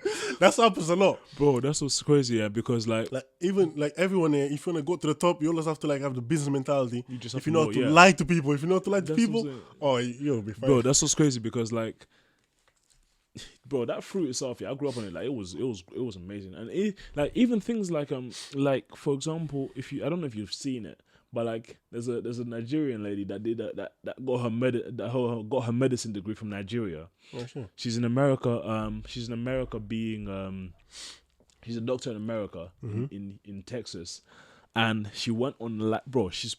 I respect this so much, because she's treated over 350 COVID patients. Every single one of them's alive. But they're telling us that there's no cure. Bro, she went on that live conference, She went on that live video, She's saying like, I'm here to talk about this. She's like, I'll send you the video after, bro. She's like, I'm here to talk about this. People don't need to die. Americans don't need to die anymore, because the cure for COVID is here. Yeah, she said, I've been doing this, blah, blah, blah, and we've done research, and I've showed you what it's done. Because when she said, I mean, this is COVID. It's like, back in Africa, I've been treating people with this same thing. Same way. But like when she she was explaining, I was speaking to her, I was like, yo, she's putting her career and potentially her life in danger. Yeah. But I'm like, you By know saying what? I found the cure for COVID. It's not even that she said a profound cure. She was cussing out everyone that that was basically like treating people and yeah. just making everything long. She was cussing them out, fam. She was saying like, this is all you people here, you're fake doctors. I was like, rah, this is an African lady mad. right here, Yeah, fam. that's mad. So yeah, because sometimes I think there's a lot of cures that have been found, but they'll never make it public because of money. Too much money reasons, too much money to be made from that. Money reasons, yeah. Because it's like, imagine like if someone was to find the cure of cancer, innit? That's been found already, fam. I think, but like, yes, you can hear me, government, fam. but like, by keeping it like locked and You can make money by from keeping treating it. you can just treat like the main people and let the rest pay like 1,000, 10,000 and not get cured anyways. That's what I'm saying. Even though like, because a lot of people like people are paying millions to get cured for cancer, and sometimes they can't even fight it. They die. Bro. But so they're making a lot of money from that instead of like just giving the cure to people. They don't. So many people that like have found cures for so many things, But have just they'll sell it. have just suddenly gone missing. Yeah. We don't hear of them. They'll like find it. Some people will sell it to the government. Some people, like, I think the people that go missing is the people that try to use it, like go public with it. They'll be like, okay, this guy's not trying to keep it quiet. Then like for me, the way I've seen it, I might be wrong. I might be wrong in this. Like this is not factual whatsoever. yeah, it's just like guessing, basically. But if I'm correct, if anything, there should be so many of these cases in Africa, right? There should be so many of these cases in Africa. Like cancer should be a common should be more of a common thing in Africa, but it's not. Yeah, a lot of problems, like a lot of things like that you see here, like people catching something. Or in like Africa, or it's either they die from it or they get really sick from it. In Africa, we're like, this is. Like, and then in Africa, if you see about there's like less hospitals, they treat less things. Like there's no like resource to read, but the thing is like we don't catch this type of things. That's what I'm saying. Even things like malaria, right?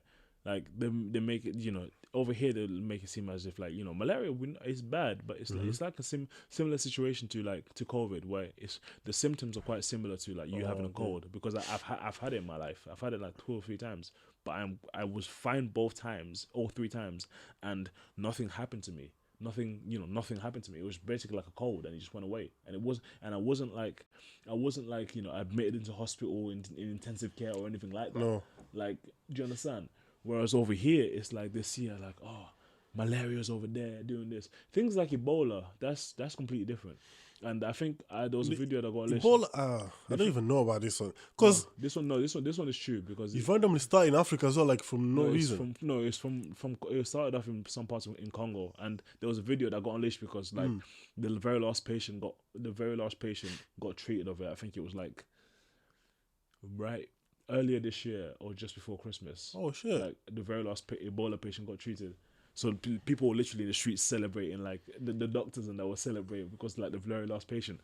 So yeah, it's the same things like that happen in Africa, and like where there's so many things that like we're built so much immunity to it, but then these people see it as like Africa's this, Africa's that. So I'm like, so I get vexed. I'm like, bro, if y'all people want to talk about like Africa being where it's at now, fam, my guy. If your people never came here, like, we'll be fine. Like we're still fine now, and I feel like there's just needs to be. It's really unfeasible. It's really not feasible for like for me to say like, if all these rich black people invested in Africa would just be able to do it, because obviously like people think differently. But like, no, but like if people like actually like when they start doing fine, if they actually went back, people start doing more, and we'll probably advance. But then the problem is here, like imagine if I get rich here. I got millions. For me to go invest in Africa, this country will stop me.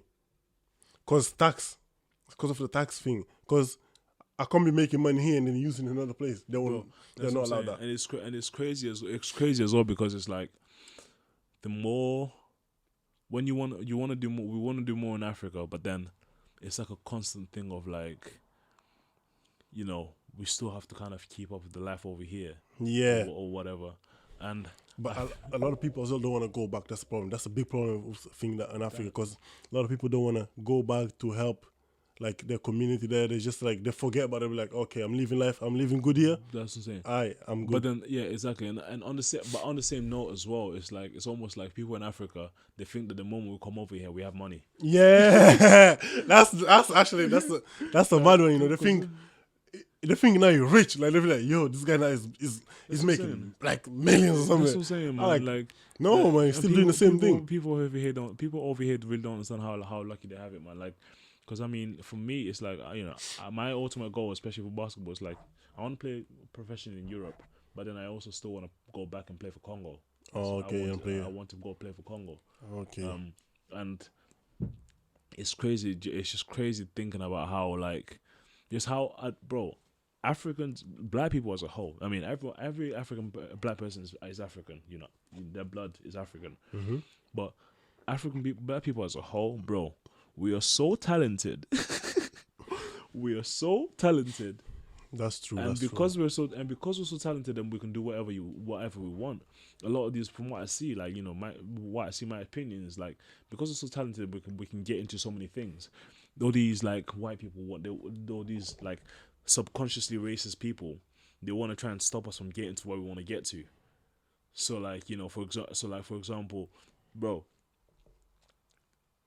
it's getting there where like it's getting there in leagues where like places like the NBA, it's mostly black athletes, right? So if you took off all the black athletes from every sport, bro, there'd be very very minimal sports that are actually still fine. Yeah, gymnastics go down. Things like gymnastics might be one of the fine ones. Yeah, like to keep up. Yeah, because literally, if you look at like every black person that is good at a certain sport, they're always like the best or one of the best. Mm-hmm. Like the top players, they're all the top. That's what I'm saying. So like, for example, gymnastics. I did not know many black people that did gymnastics at a higher level. Simone Biles went to freaking the Olympics. She's like 4'11". She smoked everyone. Basketball, freaking no one comes close to LeBron James, Michael Jordan, Kobe, in that order. Yeah, that's true, man. That's true. No one comes close. And in football, it's like people like Ronaldo, they're completely excellent. Ronaldo, Messi. But then if you're looking at all the good players as well, there's Pele. That's what I'm saying. No, there's a lot of black. You got a lot of black people. Because I was saying, even if you're looking at places like American football, like the black athletes in American football are athletic. Yeah, that's what I'm saying. And if you look at like the media industry, we're the funniest. We are the best presenters. We're the best content creators on YouTube. Like things that we are so talented in so many things that like we tend to kind of sell ourselves short because we either A, spread ourselves too thin, so you try and do too many things at once, or B, we don't commit to certain things enough. Yeah, we kind of that's so like kind of give up. So kind of give people up. Like I know you know Mods, don't you? Yeah. Bro, people like Mods, people like that. Those are people I respect and I look at. I'm like, yo, this is black excellence. This man came to university. I'm still not shouting you out though, but this man came to university, yeah, and got his degree in biomed.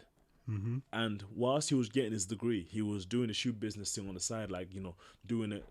He was like, this guy will be freaking. We'll have a freaking 9 a.m. lecture, and at 11 o'clock he's on his way down to Manchester, or like he'll be driving all night, get Newcastle for 3 hours sleep, and he's in a lecture. Like that was him throughout the whole of uni, and he still got his degree in biomed, which obviously, as I said, kept his parents happy. But now he's able to fully do his whatever he wants to do. Yeah. And if you look at his Instagram, bro, like this guy is making money, and the reason he's making money because he found something that he wanted to do, and he just carried on with it. He found his passion, and he stuck with it. Like we can do we have so many things that we have so many intelligent people that we can just literally do anything. But then again, it's the limitation. Systemic racism was not just systemic racism, and also like we don't commit to things ourselves. Like, because even me as well. Like I created with this year I launched a project called the Black Leaders Project. Where Simba was performing that as well in uni. So the fist on the logo, right? I designed that fist because I was like, you know what, we want this to be like a symbol of us standing firm and being something that we just do. We're standing strong. But then I had some people trying to tell me, like some people from universities trying to tell me, I'm not going to state names because obviously there's no need to. trying to tell me, saying like, this might be seen as aggressive, and I'm like, bro, if this is seen as aggressive, if you're seeing this as aggressive, then you're a part of the problem. And, even when I'm at university, like, there's some people that the first on my logo, the Black Leaders Project, like, some people have tried telling me like, yo, this is aggressive, and I'm looking at like, yo, if you're seeing this as aggressive, then there's obviously like, you obviously are a part of the problem, that you don't want to accept it.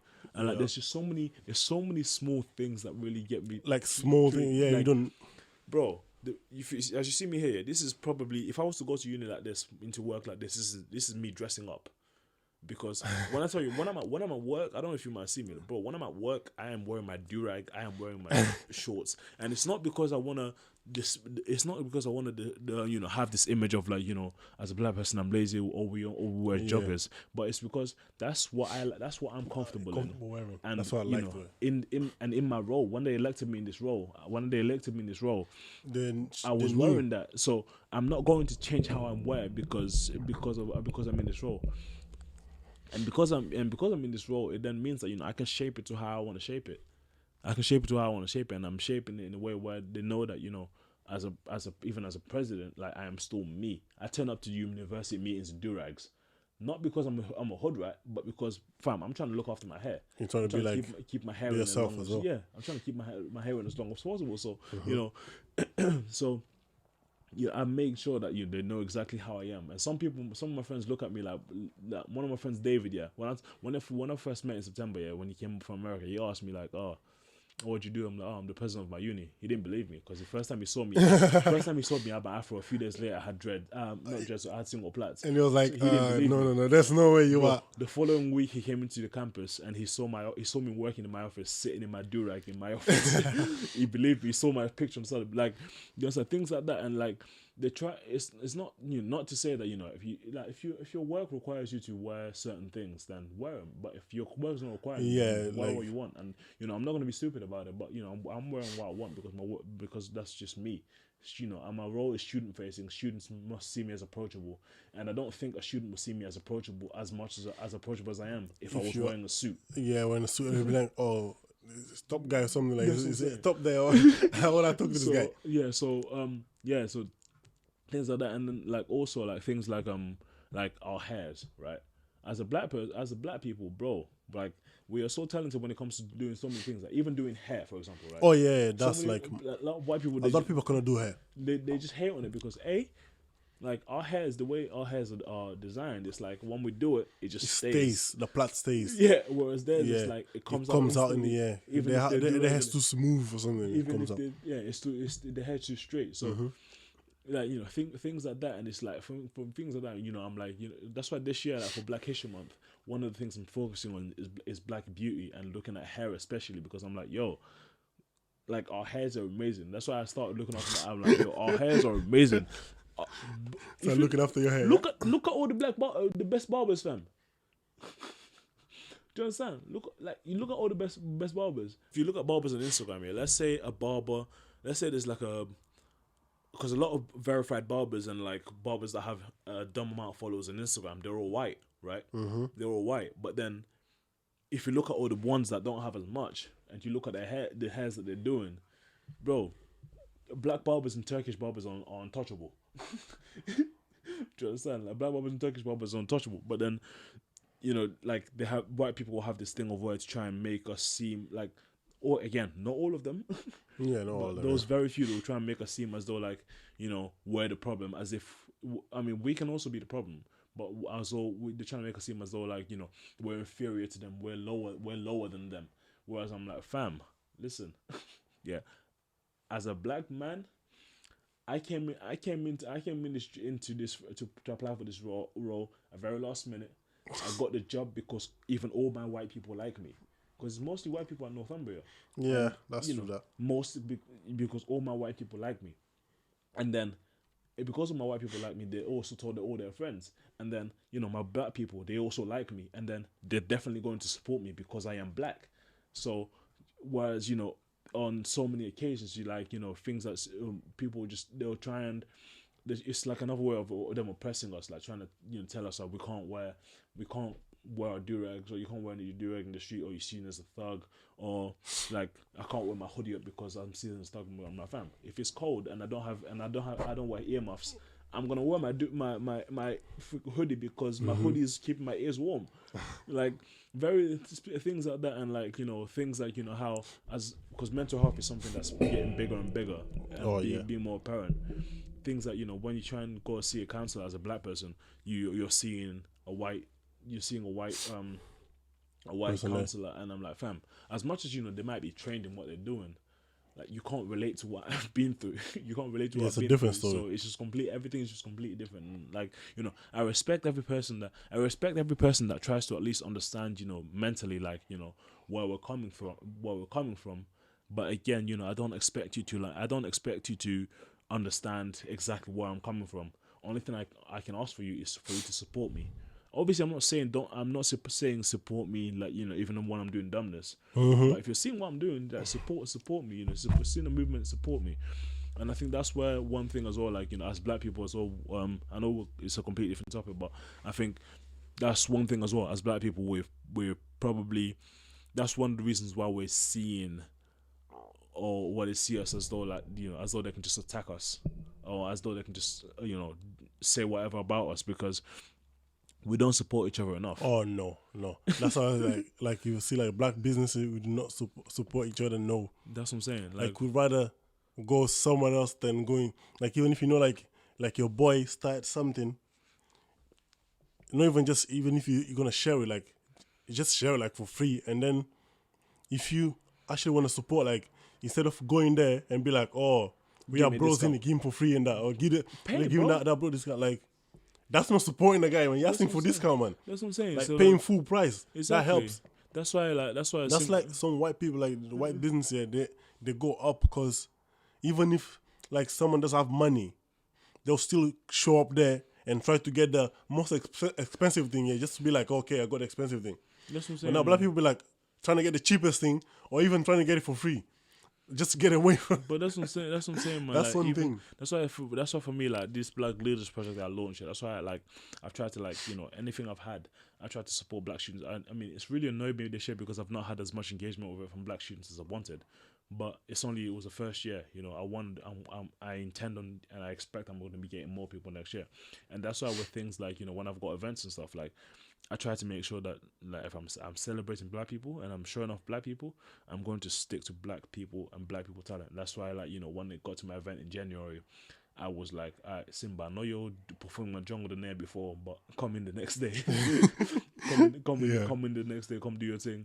Got Victor to come up, and that's why I got Kemi to perform. Ladies in the perform. When it comes to events like that, I'm like, yo, black people, we are legit, and we can do whatever we want. We're blessed, we can do whatever we want. But again, we need to support each other, man. If we're not supporting each other, then that's why they see us as like, yo, they're not together. So they're like separated. If they're already separated, yeah, because we hate on each other anyways. Because be hating on each other. That's what I'm saying, man. And I don't want to, do your thing. Do your thing in certain aspects. If that's something that you're committed to, like if you're someone that like feel like what, nightclubs are my thing. I want to promote. Do your thing, commit to that. Don't just do it because you're black and they're seeing you as like someone they can just use. Do your thing. If you're someone that can sing, you want to be a singer, do your thing. If you want to be a lawyer, do whatever you want. But then the only thing I will always say is that make sure you're educated in everything that you're doing. Don't just do it because you're like, oh yeah, I'm slightly good at this, so let me carry on. Make sure you're educated. I don't mean educated as in like be in school. So like for example, what you're doing here, you're educated in what you're doing is like you know what you're doing when you're editing it. Yeah, basically. You know how to target. I know my platforms. I know my main things, but that's what I'm saying. So you're educated in what you're doing. That's why you can do it and be successful with it. People like Simba, for years I didn't even know he could rap until he released a little teaser a couple of years back. I didn't even know. But I think he's been doing it for years. I didn't even know that. And because he's educated in what he's doing, he's educated in what he's doing. He can be successful with it. But then on the side as well, again, even if we want to do certain things and we want to do it away from education, like I think we've always got to make sure that we also have education as well. Yeah, because it's like, don't leave it. Because it's like, even if you don't need it, even if you're never going to need it, even if it's like, you know what, Just having a back. Education is not my fault. Even if I don't succeed in this, I'm not going to go back into education. Fam, at least make your parents happy. Yeah, just keep them happy. Just keep you on the back. Just have it. Just have it. Just because when you have it, you can then go do whatever you want. Do whatever you want. And then they can't chat crap because they can't be like, oh, you're wasting it. I'm like, no, I'm making money. I'm looking after you guys, and I've already got my degree, so you can't be frustrating me now. I went to uni.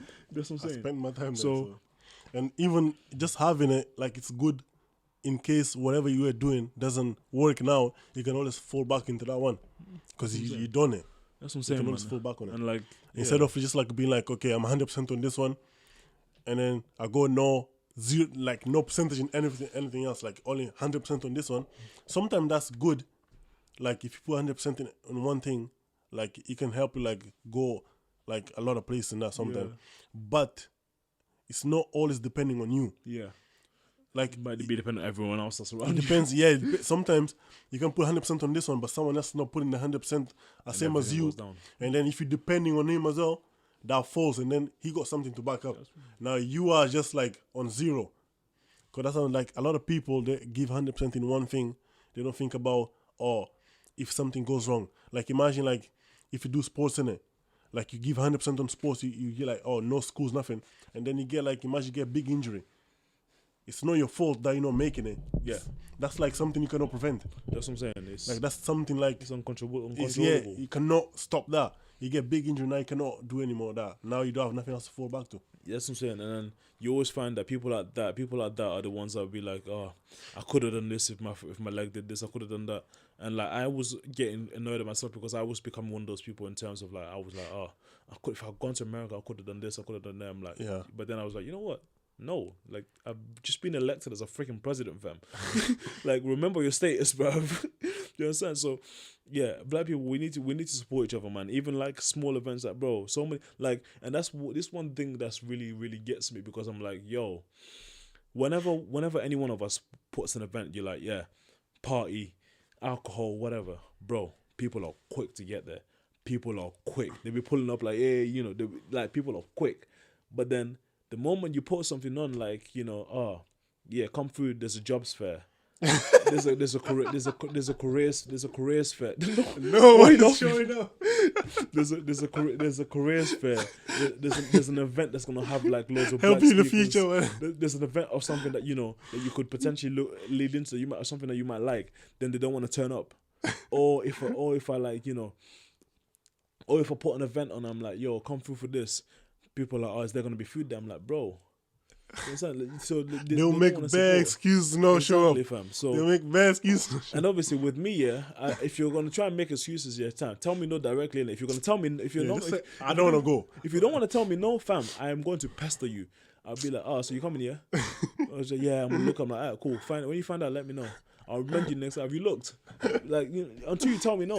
If you're going to tell me no, fam. Don't. Just be like, I don't want to go, man. That's what I'm saying. Because like it can't be a case of where like I'm throwing events and I'm trying to host this for black people, and then the people that are most interested or the people that are turning up the most are white. That shouldn't be the case because one, like we're not like as bad like I'm throwing it for everyone, but they're not my target audience. If they didn't turn up and if they didn't turn up at all, it wouldn't make a difference. It wouldn't be making a difference because they're not the ones I'm trying to get to. Whereas as black people, like, I'm trying to get to you. Like, I'm trying to make sure that, That's why I was saying to my friends, like, when I'm doing my handover next year to the next president, I don't want to do it to a white person. Oh. Like, obviously, if that's the case, like, I'm going to do my handover with whoever wins. Wins. But, like, I really don't want to do my handover to a white person because I'm like, I've set the stones here. Hopefully, everything I do this year, everything I do over the next year can, like, influence more black people to be like, I want to do it. Like, I want to be on top. But like, I don't want to do my handover to a white person, not because I don't want them to succeed, or not because I want to be racist, but because I'm like, all right, the chain has been broken, or the rope has been cut. We now need to make sure that rope gets thinner and thinner and go and until it completely disintegrates. Mm-hmm. So And if everything, we've already put our foot in the door, and so the only thing we can do is just now start to overpopulate. We now have like an Asian man who's also working with me. So now hopefully next year then we have another black person president. I really want when I'm doing my handover, I want to be giving my handover to a black person next year. Try to get someone that's willing to be there, and then that's what I'm saying. And be happy for it as well. Not just like being forced to go there. Because I think what the difference was when I was running for it is like everyone that I was running against, especially last year, they were all like, "Oh, this is what I want to do." Yeah, they planned on I want to be president. They were planning for months. Whereas for me, it was like, right, I'm starting this role. There's some things that really annoyed me at the uni. This is what I want to. That's why you're on the flag. Those are the things I want to fix. Solve that. I want to fix. But then, because I had conviction and I was like, I want to fix these things. I want to change these things. That's what kind of committed me to run for it. Whereas other black people, it might be a case of where like they see it as like, oh, Manny got that. Oh, I might be able to do it. Then I'm like, fam. It's not just because I'm always smiling that you think that that you think I'm just when it comes to doing my work, like, bro, I do my job and I do my job to the best that I can. And if you're looking at it as like, oh yeah, Manny does this, so I can probably do it as well. Yeah. Or if you don't have commitment, they're like, oh, I want to run for it, but I don't know. I'm like, fam, commit to him. Like I said, bro, I'm like, I want to be doing my handover to another black person, because I'm like, that's like. If that's what I do next year, if in the next 2 years, if there's one thing that I want, like do my handover to another black person, if I'm able to do that, then my whole job would have been 100% success. Okay. If I don't do that, then it might have been like 70% success or whatever. But if I do my handover to another black person or a non-white person, bro, that's going to be like me seeing as like, yo, I was 100% successful in my job. That's fine, man. That's fine. Alright, so yeah, we've been here. We talked a lot in it for a few hours, 1 hour or something like that. Yeah, but yeah, so that was it. Probably we'll have you back here again if you ever want to come back. Bro, I'm here. I'm in Newcastle for another year, man. And, if you ever want to come back to update on your how's the present thing going? I'll be back. I'll be back anytime. Yeah, man. So yeah, this is Manny here, and thanks for coming here, and thanks, man. No, bro. See you in the next episode, man.